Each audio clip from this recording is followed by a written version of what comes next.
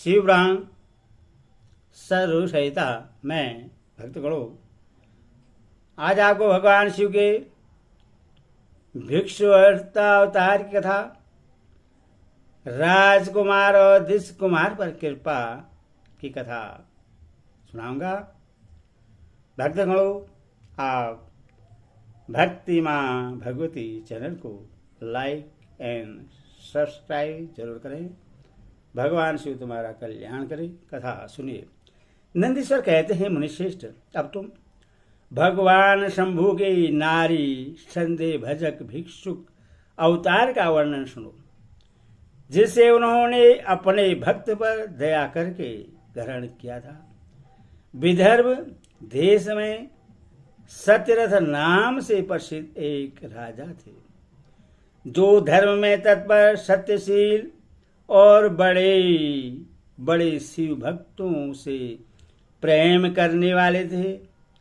धर्मपुर पृथ्वी का पालन करते हुए उनका बहुत सा समय सुखपूर्वक बीत गया। तदंतर किसी समय साल्व देश के राजाओं ने उस राजा की राजधानी पर आक्रमण करके उसे चारों ओर से घेर लिया। बोलो मत साल्व देशी क्षेत्रियों के शान, जिनके पास बहुत बड़ी सेना थी, राजा सत्यरथ का बड़ा भयंकर युद्ध हुआ। शत्रुओं के साथ दारुण युद्ध करके उनकी बड़ी भारी सेना नष्ट हो गई। फिर देवयोग से राजा भी साल्वों के हाथ से मारे गए। और नरेश के मारे जाने पर मरने से बचे हुए सैनिक मंत्रियों सहित भय से बिहल हो भाग खड़े हुए। मुने, उस समय विदर्भ राज सत्यरथ की महारानी शत्रुओं से घिरी होने पर भी कोई प्रयत्न करके रात के समय अपने नगर से बाहर निकल गई। वे गर्भवती थी, अतः शोक से संतप्त हो भगवान शंकर के चरणाबिंदु का चिंतन करती हुई वे धीरे धीरे पूर्व दिशा की ओर बहुत दूर चली गई। सवेरे होने पर रानी ने भगवान शंकर की दया से एक निर्मल सरोवर देखा। उस समय तक वे बहुत दूर का रास्ता तय कर चुकी थी। सरोवर के तट पर आकर वे सुकुमारी रानी एक छायादार वृक्ष के नीचे बैठ गई। भाग्यवश उसी निर्देश स्थान में वृक्ष के नीचे ही रानी ने उत्तम गुणों से युक्त शुभ मुहूर्त में एक दिव्य बालक को जन्म दिया, जो सभी शुभ लक्षणों से संपन्न था। देववश उस बालक की जननी महारानी को बड़ी जोर की प्यास लगी। तब वे पानी पीने के लिए उस सरोवर में उतरी।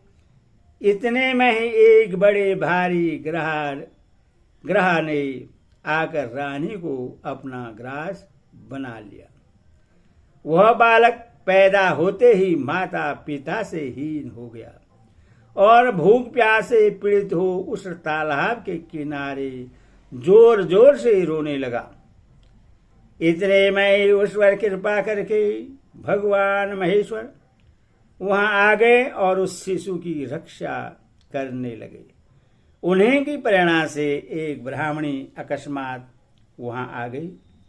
वह विधवा थी, घर घर भीख मांगकर जीवन निर्वाह करती थी और अपने 1 वर्ष के बालक को गोद में लिए हुए उस तालाब के तट पर पहुंची थी। उसने एक अनाथ शिशु को वहां कर्दन करते देखा। निर्जन वन में उस बालक को देखकर ब्राह्मणी को बड़ा विस्मय हुआ और वह मन ही मन विचार करने लगी, अहो, यह मुझे इस समय बड़े आश्चर्य की बात दिखाई देती है कि यह नवजात शिशु, जिसकी नाल भी अभी तक नहीं कटी है, पृथ्वी पर पड़ा हुआ है। इसकी माँ भी नहीं है, पिता आदि दूसरे कोई सहायक भी यहाँ नहीं दिखाई देते, क्या कारण हो गया? न जाने यह किसका पुत्र है, इससे जानने वाला यहाँ कोई भी नहीं है, जिससे इसके जन्म के विषय में पूछो। इससे देखकर मेरे हृदय में करुणा उत्पन्न हो गई है। मैं इस बालक का अपने औरस पुत्र की भांति पालन पोषण करना चाहती हूँ, परंतु इसके कुल और जन्म आदि का ज्ञान न होने के कारण इससे छूने का साहस नहीं होता। ब्राह्मणी जब इस प्रकार विचार कर रही थी, उस समय भक्त वत्सल भगवान शंकर ने बड़ी कृपा की। बड़ी बड़ी लीलाएं करने वाले महेश्वर एक सन्यासी का रूप धारण करके सहसा वहां आ पहुंचे, जहां वो ब्राह्मणी संदेह में पड़ी हुई थी और यथार्थ बात को जानना चाहती थी। श्रेष्ठ भिक्षुक का रूप धारण करके आए हुए करुणा निधान शिव ने उससे हंसकर कहा, ब्राह्मणी, अपने चित्त में संदेह और खेद को स्थान न दो। यह बालक परम पवित्र है, तुम इसे अपना ही पुत्र समझो और प्रेम प्रवेश का पालन करो। ब्राह्मणी बोली, प्रभु, आप मेरे भाग्य से ही यहाँ पधारे हैं। इसमें संदेह नहीं कि मैं आपकी आज्ञा से इस बालक का अपने पुत्र के भांति पालन पोषण करूंगी। तथापि मैं विशेष रूप से यह जानना चाहती हूँ कि वास्तव में यह कौन है, किसका पुत्र है और आप कौन हैं जो इस समय यहाँ पधारे हैं। भिक्षुवर, मेरे मन में बार बार यह बात आती है कि आप करुणा सिंधु शिव ही हैं और यह बालक पूर्व जन्म में आपका भक्त रहा है। किसी कर्म दोष से यह इस दुर्वस्था में पड़ गया है। इससे भोग कर यह पुनः आपकी कृपा से परम कल्याण का भागी होगा। मैं भी आपकी माया से ही मोहित हो मार्ग भूलकर यहाँ आ गई हूँ। आपने ही इसके पालन के लिए मुझे यहाँ भेजा है। भिक्षु बर्बर, शिव ने कहा, ब्राह्मणी सुनो, यह बालक शिव भक्त विदर्भराज सत्यरथ का पुत्र है। सत्यरथ को साल्विदेशीय क्षेत्र ने युद्ध में मार डाला है। उनकी पत्नी अत्यंत व्यग्र हो रात में शीघ्रतापूर्वक अपने महल से बाहर भाग आई। उन्होंने यहाँ आकर इस बालक को जन्म दिया। सवेरा होने पर वे प्यास से पीड़ित हो सरोवर में उतरी। उसी समय देवस एक ग्रह ने आकर उन्हें अपना आहार बना लिया। ब्राह्मण ने पूछा, भिक्षुदेव, क्या कारण है कि इसके पिता राजा सत्यरथ श्रेष्ठ भोगों के उपभोग के समय बीच में ही शाल्वदेश शत्रु द्वारा मार डाले गए? किस कारण से इस शिशु की माता को ग्रह ने खा लिया और यह शिशु जो जन्म से ही अनाथ और बंधुहीन हो गया, इसका क्या कारण है? मेरा अपना पुत्र भी अत्यंत दरिद्र एवं भिक्षुक क्यों हुआ तथा मेरे इन दोनों पुत्रों को भविष्य में कैसे सुख प्राप्त होगा? भिक्षुवर, शिव ने कहा, इस राजकुमार के पिता विदर्भराज पूर्व जन्म में पांड्य देश के श्रेष्ठ राजा थे। वे सब धर्म के ज्ञाता थे और संपूर्ण पृथ्वी का धर्मपूर्वक पालन करते थे। एक दिन प्रदोष काल में राजा भगवान शंकर का पूजन कर रहे थे और बड़ी भक्ति से त्रिलोकीनाथ महादेव जी की आराधना में संलग्न थे। उसी समय नगर में सब ओर बड़ा भारी कोलाहल मचा। उस उत्कंठ शब्द को सुनकर राजा ने बीच में ही भगवान शंकर की पूजा छोड़ दी और नगर में शोक फैलने की आशंका से राजभवन से बाहर निकल गए। इसी समय राजा का महाबली मंत्री शत्रु को पकड़कर उनके समीप ले आया। वह शत्रु पांडे राज का ही सामंत था। उससे देकर राजा ने क्रोधपूर्वक उसका मस्तक कटवा दिया।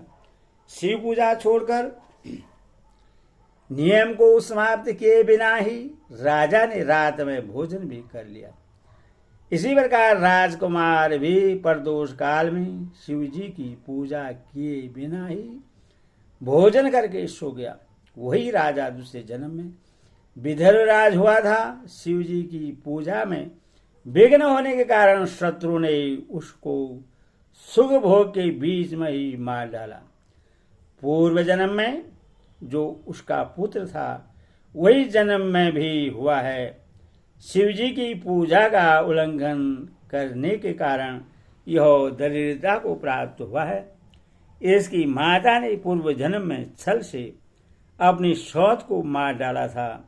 उस महान पाप के कारण ही वह इस जन्म में ग्रह के द्वारा मारी गई। ब्राह्मणी, यह तुम्हारा पुत्र पूर्व जन्म में उत्तम ब्राह्मण था।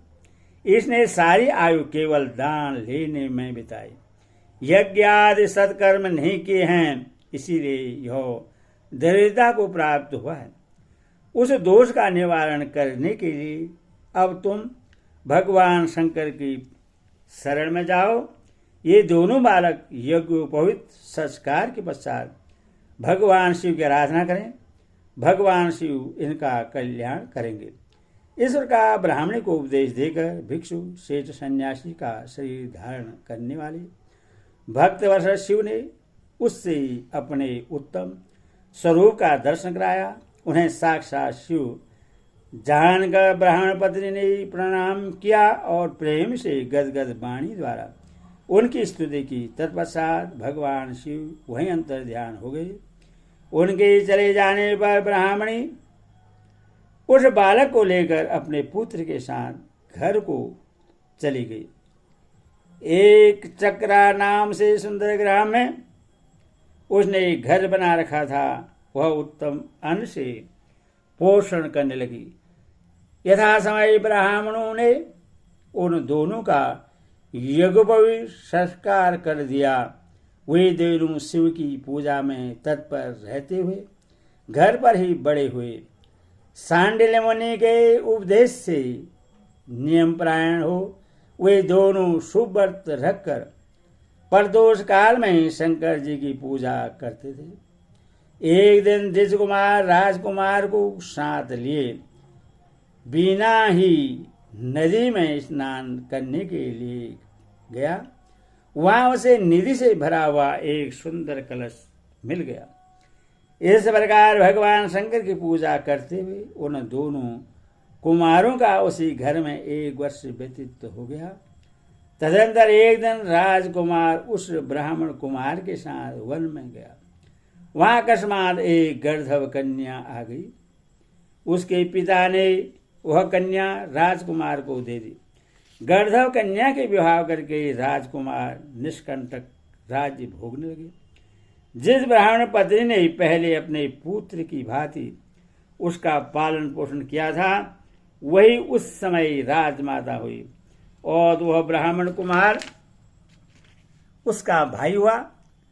राजा का नाम धर्मगुप्त था। इस प्रकार देवेश्वर शिव की आराधना करके राजा धर्मगुप्त अपने उस रानी के साथ विदर्भ देश में राजोचित सुख का उपभोग करने लगा। यह मैंने तुमसे शिव के भिक्षुवर अवतार का वर्णन किया है, जिन्होंने राजा धर्मगुप्त को बाल्यकाल में सुख प्रदान किया था। यह पवित्र आख्यान पाभारी परम पावन चारों पुरुषार्थों का साधक तथा संपूर्ण अभिष्ट को देने वाला है। जो प्रतिदिन एकाग्रचित्त होकर इसे सुनता या सुनाता है वह इस लोक में संपूर्ण भोगों का उपभोग करके अंत में भगवान शिव के धाम में जाता है। ओम नमः शिवाय।